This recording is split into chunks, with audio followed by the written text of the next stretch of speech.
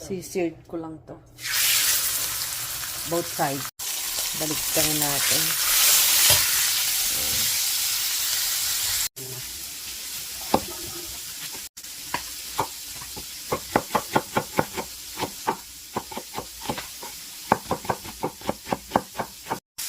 Transfer natin sa slow cooker. There you go.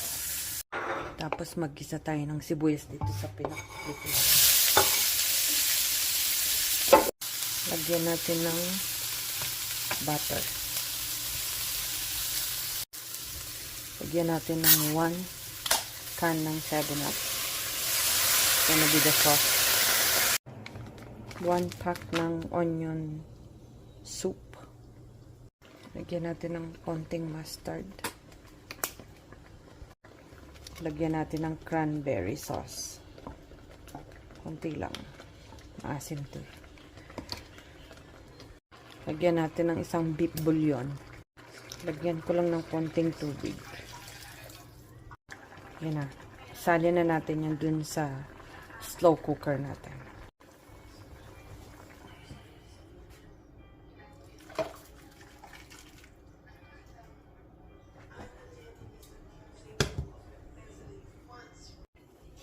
Ito na yung ating beef. Tsaka yung sauce. Let's leave it ng high sa 4 hours.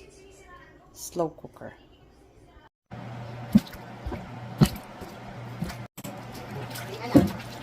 Ay, dami ko sa kalan. Ayun siya. Alabas yung goma.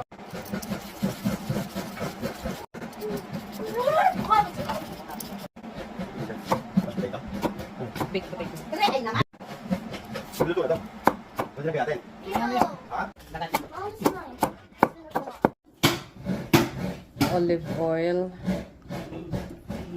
Pepper. Garlic powder and onion powder. Salt.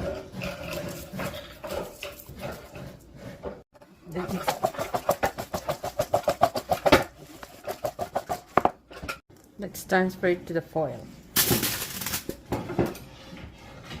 Let's put it in the oven, 400 degrees for 20 minutes.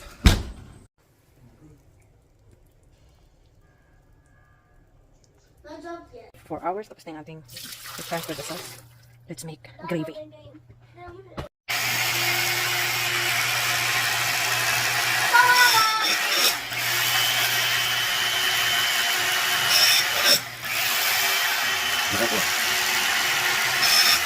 Sana.